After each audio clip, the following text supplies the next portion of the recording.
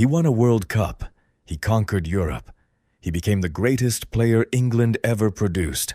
And yet, until the very end, Sir Bobby Charlton carried a weight most people never understood. Before continuing, make sure to subscribe to the channel so you don't miss any videos, and tell us in the comments which city you're watching from. For decades, one man survived a disaster that killed his closest friends, and spent the rest of his life wondering why he was the one who walked away. Charlton lived through the Munich air crash of 1958, played 758 games for Manchester United, lifted the European Cup, and stood on top of the world in 1966. He saw everything football had to offer, the glory and the grief. But before he died, Charlton revealed the 5 players who marked him most: teammates, rivals, and legends who shaped who he became. Some of these names you'll expect. Others will completely surprise you. One of them, he admitted, was better than he ever was. Stay with me, because this list changes everything you thought you knew about him. The first name isn't George Best. It isn't Dennis Law. It's a boy who died at 21, Duncan Edwards. Here's the shock. The man voted one of the greatest footballers of all time openly admitted that Edwards was better than him. "He was the only player who made me feel inferior," Charlton said. Coming from a World Cup winner and a Ballon d'Or holder, those words are staggering. They came through Manchester United's youth ranks together, 2 young men chasing the same dream under Matt Busby. Edwards was a colossus.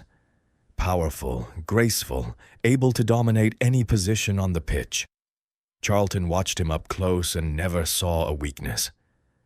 He didn't have a fault with his game. I totally believe he was the best player I ever saw or am likely to see. Then came Munich. Edwards survived the initial crash but fought for 15 days in a German hospital. Charlton visited his bedside and saw the pain. On February 21st, Edwards finally succumbed to his injuries. He was only 21.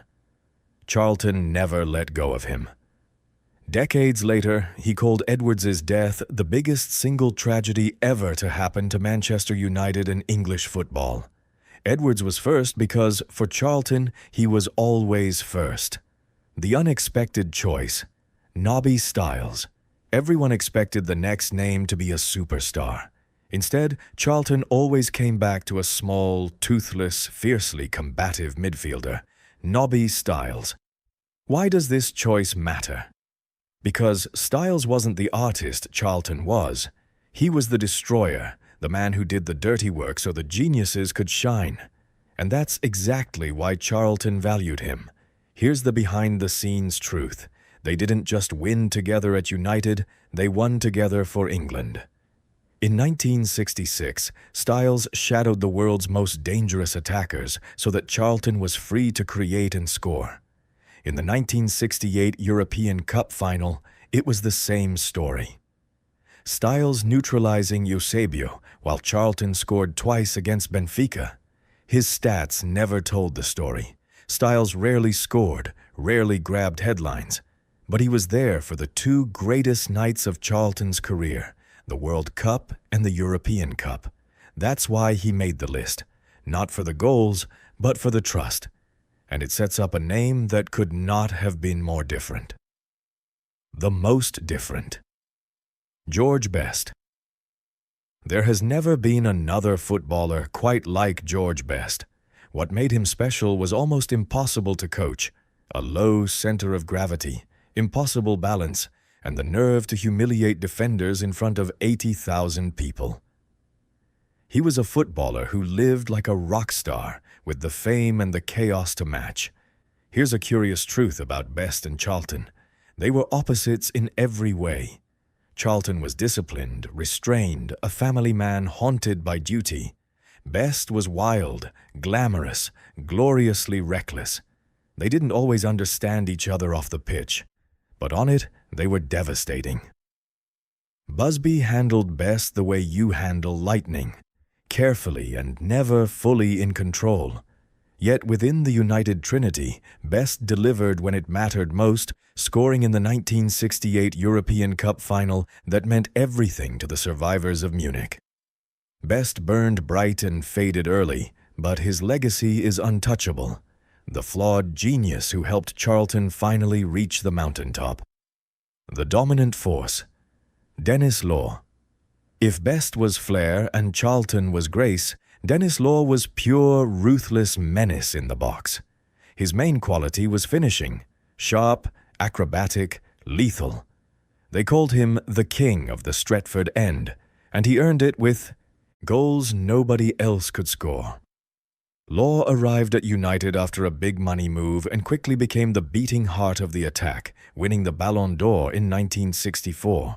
He evolved into the most feared striker in England, and the numbers backed it up. Law scored 46 goals in the 1963-64 season, still a club record, and holds the most hat-tricks in United history. Here's why Charlton admired him. Law made Charlton's genius count. What a striker of the ball he was, Law said of Charlton. He knew where every player was on the pitch, and for me that was a dream. I knew if Bobby had the ball, it would find me, and it did. Together with Best, the three of them scored 665 goals.